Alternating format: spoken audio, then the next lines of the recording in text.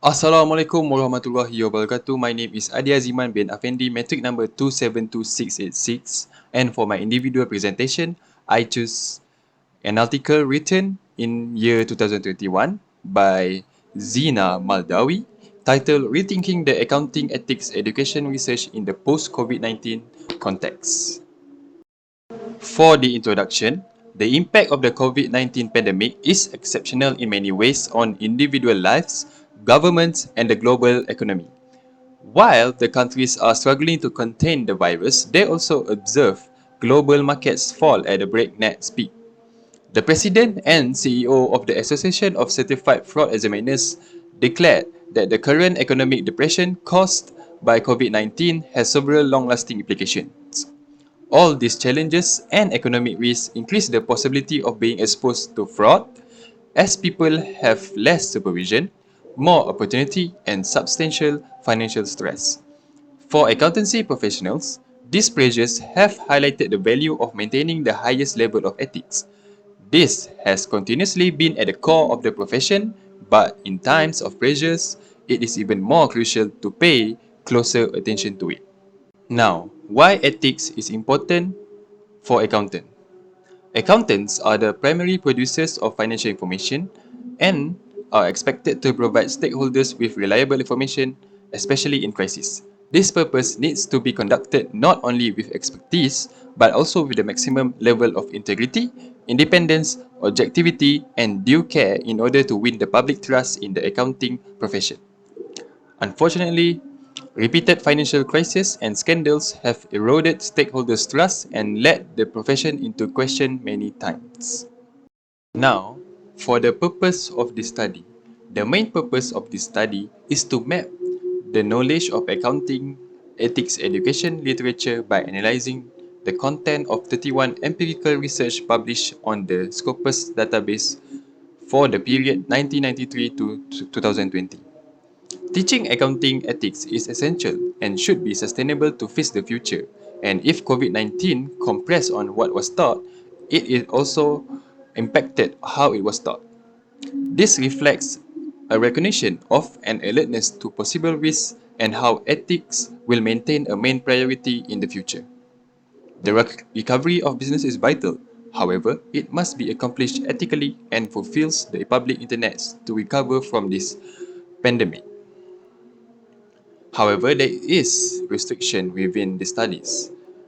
In accounting ethics research, there is limited number of systematic review studies. Moreover, all previous literature review studies focus on the general field of accounting ethics and under a mono-level perspective. Thus, to the best of their knowledge, their study is the first systematic review study from multi-level perspective that focuses on empirical accounting ethics education research. For methods, resources, and data, this study uses two methods. The first is a systematic literature review, SLR, which is a methodology that identifies previous studies, selects and assesses results, analyzes data, and reports the results and conclusions reasonably and transparently. It can be characterized as a type of content analysis that observes both quantitative and qualitative data in the same way. For their second method is content analysis, which is a research methodology utilized to make conclusions from raw data to present knowledge, novel insights, interpretation of facts, and a partial guide to action. Content analysis is a systematic and rule-guided method that can be quantitative or qualitative. It is used to study recorded data to make logic. In their study, they have used SLR and content analysis in order to reach a global view of the field of accounting ethics education literature. They conduct a systematic review of accounting ethics education literature by searching for the scopus following many previous bibliometric studies. For the results of their studies, the first one is trend. The period in the field is relatively wide. In general, there is no clear trend for the publication and there is fluctuation during the period. However, if they take into consideration of each flow of the research during the period, They could tie it to a financial event. For example, the Enron case happened in 2001. A few years later, the flow of research has increased. Next is geographical scope. It is notable that regardless of Malaysia, China, Turkey, and Zimbabwe, all other countries are developed and mainly from common law countries.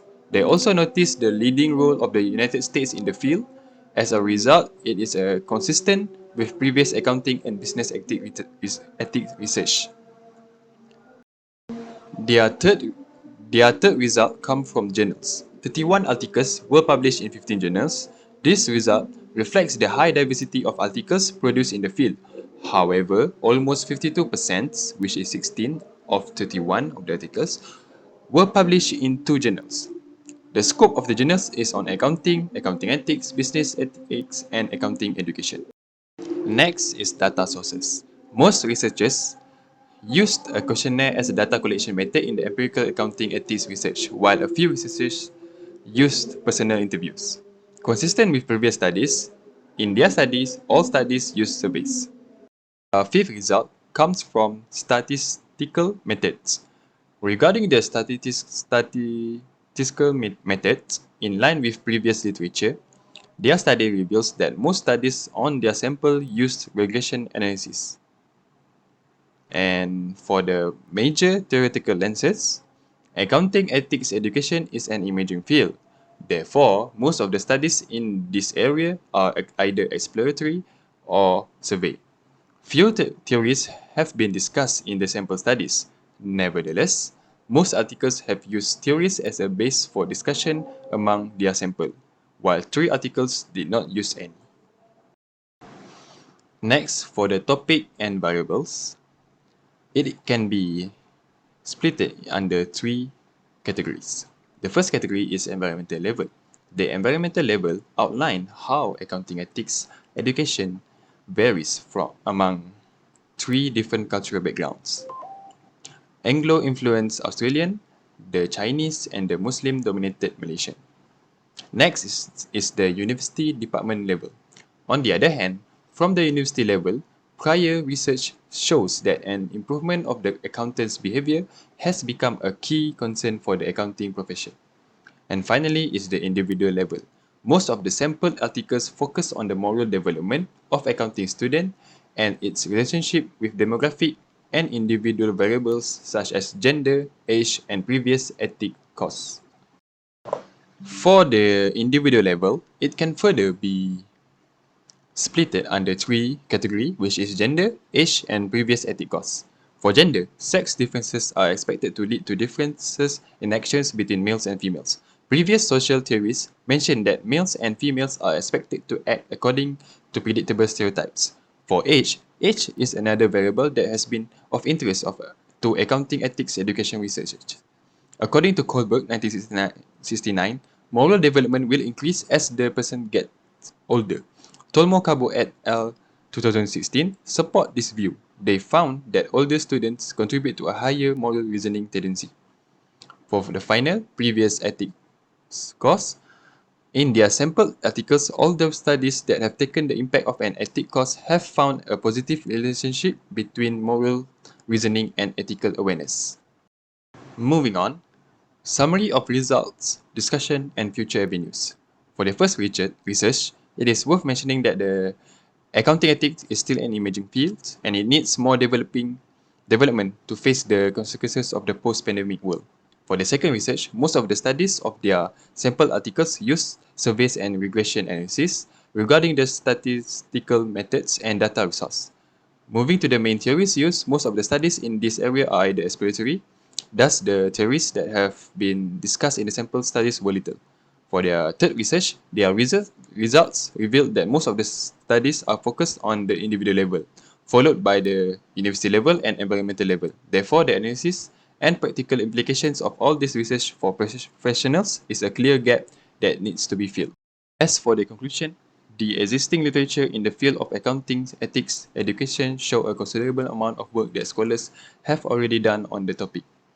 Concerning the multiverse analysis, as we mentioned earlier, most of the studies are concentrated on the individual level and the student as an object. However, the new pandemic affected professionals, academics, and many other individuals. And finally, the recent COVID-19 pandemic reflects a recognition of and alertness to possible risks and how ethics education will remain a main priority in the future. That is all from me. Thank you.